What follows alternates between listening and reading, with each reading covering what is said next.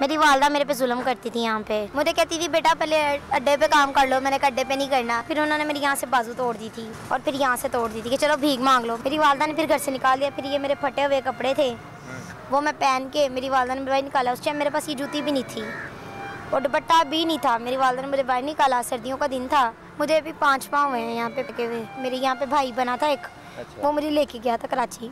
वो आगे से मुझे अड्डे पे बेच रहा था। मुझे उन्होंने नींद की गोलियां खिलाई थी, तो उनके नींद का असर होने शुरू हो गया। मैं समुद्र में बेहोश हो गई। फिर एंड पे पुलिस वालों ने मुझे पकड़ा। जब मैं होश में आई तो मैं थाने में थी।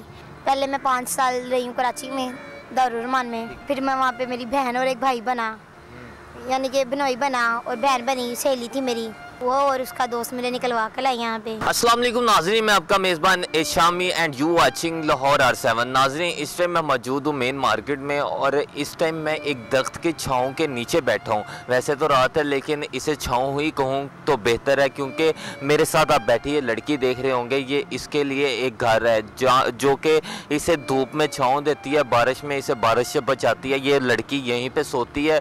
क्या इसकी स्टोरी है, कहाँ से ये स्टार्ट हुई, घर वालों ने कैसे निकाला, कैसे ये यहाँ पे रह रही है? क्या कुछ लोग आते हैं रात को इसे हरासा करने की कोशिश करते हैं? इसी से जानते हैं। अस्सलाम वालेकुम।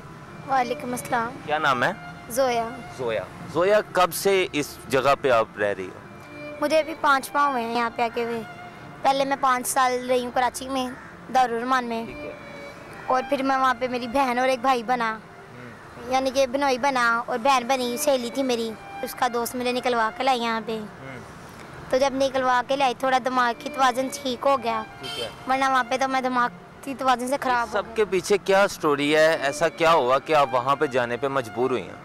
मेरी वालदा मेरे पे जुल्म करती थी यहाँ पे। आपकी वालदा आप पे जुल्म? कैसा माशरा है कि एक वालदा अपनी बच्ची पे जुल्म करती थी? क्या वजह थी ऐसी कि वालदा आपके ऊपर जुल्म करती थी? मुझे कहती थी बेटा पहले अड्डे पे काम कर लो, मैंने कहा अड्डे पे नहीं करना। आपकी वालदा कहती थी आप अड्डे पे काम करो? हाँ। तो कहती चलो भीख मांग लो, मैंने कहा ये भी नहीं करना। फिर उन्होंने मेरी यहाँ से बाजू तोड़ दी थी ये, और फिर यहाँ से तोड़ दी थी कि चलो भीख मांग लो। मैंने कहा दोनों वालदा ने किया? हाँ। तो मैंने कहा दोनों काम नहीं करने। तो आपके वालिद जो हैं वो आपका साथ नहीं देते थे? वालिद साहब को मैंने पकड़वाया था। अच्छा। तो अब नए डॉल्फिन वाले थे, मैं वो इतनी सी थी, पर डॉल्फिन वाले के पास हेल्प लेके गई थी। डॉल्फिन वाले ने मेरी मदद की। उन्होंने वीडियो बना के अपने अफसर को दिखाई। अच्छा। जब अपने अफसर को दिखाई तो उनके अफसर ने कहा लड़की सच्ची बोल रही है शायद। मेरे वालिद साहब को उन्होंने पकड़ा, फोर्ट्रेस थाने में लेके गए और फिर यहाँ से तोड़ दी थी कि चलो भीख मांग लो। लेके गए, मेरे वालिद साहब ने वहाँ पे मिर्गी के दौरे का नाटक किया। ठीक है। उन्होंने आगे से कह दिया, जब पर्चा होने लगा ना मेरे वालिद साहब पे कि अपनी छोटी सी मासूम बच्ची को अड्डे पे बेच कर आ रहा है, शर्म नहीं आ रही इसको। जब मेरे अब्बू पे पर्चा होने लगा तो मेरे अब्बू ने मिर्गी के दौरे का नाटक किया। तो उन्होंने कहा सारी लड़की झूठी है, इसके बाप सच्चा। अच्छा, जब ये सारा सीन हो गया, उन्होंने लड़की को झूठा कह दिया, तो उसके बाद आप कहाँ पे गई? फिर उसके बाद मेरे पास एक ही चारा था, घर से फरार होने का। मैंने अपने वालदा को कहा मुझे कुछ नहीं चाहिए, मैंने कुछ नहीं करना, मुझे मार दो, मैं मर जाऊंगी पर मैंने यहाँ पे नहीं रहना। मेरी वालदा ने फिर घर से निकाल दिया। फिर ये मेरे फटे हुए कपड़े थे वो मैं पहन के, मेरी वालदा ने बाहर निकाला। उस टाइम मेरे पास ये जूती भी नहीं थी और दुपट्टा भी नहीं था। मेरी वालदा ने मुझे बाहर निकाला, सर्दियों का दिन था। निकाला तो मुझे कहती नेक्स्ट टाइम हमारे घर में नहीं आना। मैंने ठीक है, मैं निकाला। मैंने अपनी सहेली के आगे तरड़े किए, मैंने कहा मुझे कपड़े दे दे। आपकी उम्र क्या है? अब मेरी 20 है। पहले मेरी जब मैं घर से निकली थी और मेरी 10 साल थी एज।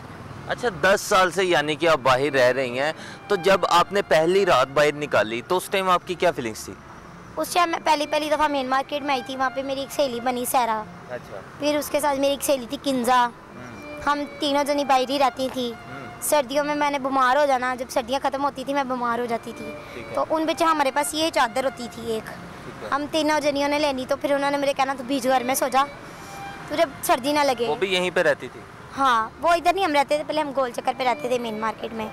अब मैं इधर आई क्योंकि मैं अकेली हूँ। नाज़रीन, यहाँ पे ये आलम है मच्छर का कि मेरा यहाँ पे बैठना जो है ना वो मुश्किल हुआ पड़ा है। मेरे पाँव को इतने मच्छर काट रहे हैं और इसी हालत में ये यहाँ पे ये 2 बेंच आपस में, ये पब्लिक पार्क है जहाँ पे जुड़ी हुई है, यहीं पे सोती है इस दरख्त की छाँव के नीचे। और बारिश आती है, ये कैसे, ये सारा कुछ कैसे आप कवर करती हैं जब बारिश आती है? जब बारिश आती है फिर ये शीट है, ये ऊपर ले लेती हूँ और चादर नीचे लेके सो जाती हूँ। यहीं पे सो जाती हैं? हाँ। तो लोग आके आपको हरासा करने की कोशिश नहीं करते यहाँ पे? छेड़ते हैं पर आगे से माँ बहन की गालियाँ निकालो, भाग जाते हैं। अगर ज़्यादा बदतमीजी करे कोई ईंट वगैरह जो शीशा वगैरह उठा के मार दो उनके।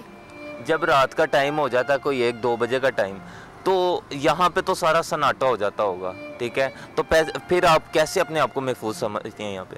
फिर मैं गहरी नींद में सो जाती हूँ, फिर मुझे होश ही नहीं होती मैं कैसे सोई हूँ कैसे नहीं। तो अब आपके क्या मुतालबात क्या आपके, मतलब क्या चाहती हैं आपके आपको लोग घर दें या फिर जॉब वगैरह क्यों नहीं करती कोई?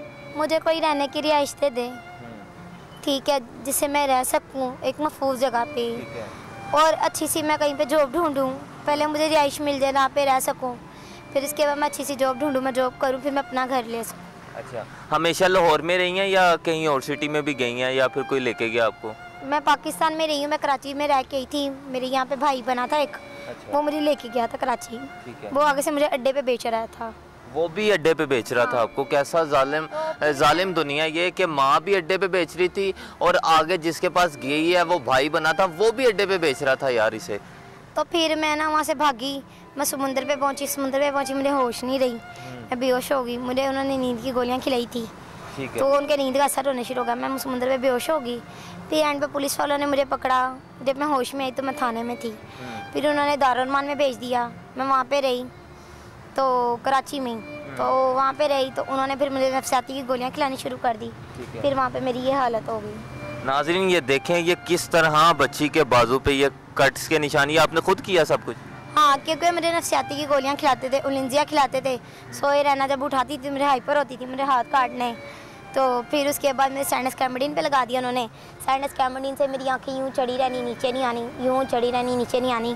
तो जी ये जब आप अपने आप पे तशद्दुद करती थी तो आपको कुछ दर्द वगैरह फील, ये चीज़ें नहीं होती? उस टाइम क्या होता है, कुछ भी नहीं होता था, क्योंकि हर एक इतना तो समझ सकती हैं ना कि आप एक इंसान हैं, आपने खुद की जान को बचाना है। जब आप यहाँ पे बैठ के खुद को महफूज कर लेती हैं, लोगों को गालियाँ निकाल लेती हैं, शीशे मार देती हैं, तो ये सबसे भी आप महफूज कर सकती थी अपने आप को? नहीं, क्योंकि वहाँ पे ना वो कैद थी, एक कैद होती है ना, मैं उस कैद में नहीं रह सकती थी, मैं आज़ाद ज़िंदगी जीना चाहती हूँ। वहाँ पे रोज़ाना दाल वाले पानी वाली दाल और उबले चावल आने, फिर आज शाम के टाइम उबली पानी वाली दाल और साथ में इतनी इतनी मोटी रोटी, जैसे एक तरह का जेल का हिसाब था वहाँ पे भी, ठीक है। मैंने कुछ नहीं किया, मैंने अपनी सहेली को 5 साल बाद कॉल की, वो आई मेरी बहन बन के, फिर उसके बाद उसका जो दोस्त था वो मेरा भाई बन के आया, फिर उन्होंने मुझे निकलवाया वहाँ से। तो अभी आपके जो वालिदैन हैं तो वो आपको बुलाते हैं कि आओ घर रह लो? मैं पहली दफ़ा जब कराची से वापस आई थी, मैं अपनी वालदा के पास गई थी वापस, मैं रात को सोने लगी हूँ, उसने समझा गहरी नींद में सो गई है, वो फ़ोन पे किसी के साथ लग गई, कहती आ गई है, अब इसको कहाँ पे छोड़ना है।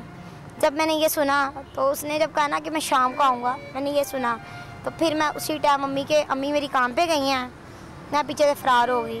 मैं क्या नहीं, मैं अभी भी तुम्हारे पास आई हूँ, 5 साल बाद भी आई हूँ, तुम लोगों को एहसास नहीं हुआ मेरा, तो अब भी रहने का फ़ायदा कोई नहीं है। तो अभी आपके वालिदैन को पता है कि आप इस जगह पे रहती हैं? नहीं, उनको पता लगेगा वो किसी भी तरीके से झूठ बोल के थाने में कि हमारी बेटी गवाह हो गई है, ये है वो है, इतने साल से गवाह है, वो फिर ले जाएंगे, यहाँ से ले जाएंगे, फिर वो जाके तशद्दुद करेंगे, मारेंगे, पीटेंगे, संगलों से बांधेंगे मुझे। तो वालिद साहब क्या करते हैं आपके? वालिद साहब पहले करते थे, जो उनकी डेथ हो गई है, अब वालदा है मेरी, और मेरे से एक छोटा भाई है और बड़ी बहन है मेरी। कितने बहन भाई हैं टोटल? हम 4 बहनें हैं और एक भाई है, 2 बहनें, एक बहन शादीशुदा है। भाइयों को भी आपका कोई सास नहीं है, कोई बुलाता नहीं आपके पास आपको कि मेरी उस दिन ना मैं घर गई थी मेरी वालदा से, तो मेरी वालदा ने कहा बेटा घर रह लो रात, तो मैंने कहा ठीक है, तो मेरी बड़ी सिस्टर ने कहा इसको निकालो, इसको क्यों घर में रखना है, जब तुम्हारी ये बात ही नहीं सुनती, इसको क्यों रखना है, निकाल दो इसको घर से।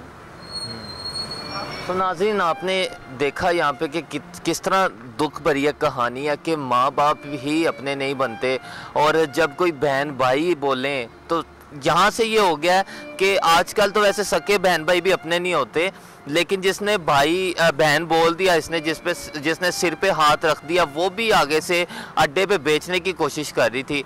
मैं उम्मीद करता हूँ ये वीडियो अच्छी लगी होगी। वीडियो अच्छी लगी हो तो चैनल को सब्सक्राइब, वीडियो को लाइक, शेयर और कमेंट करें, और जितना हो सके इस बच्ची की हेल्प ज़रूर करें। मिलेंगे बहुत जल्द एक और वीडियो के साथ, तब तक के लिए अल्लाह निगहबान।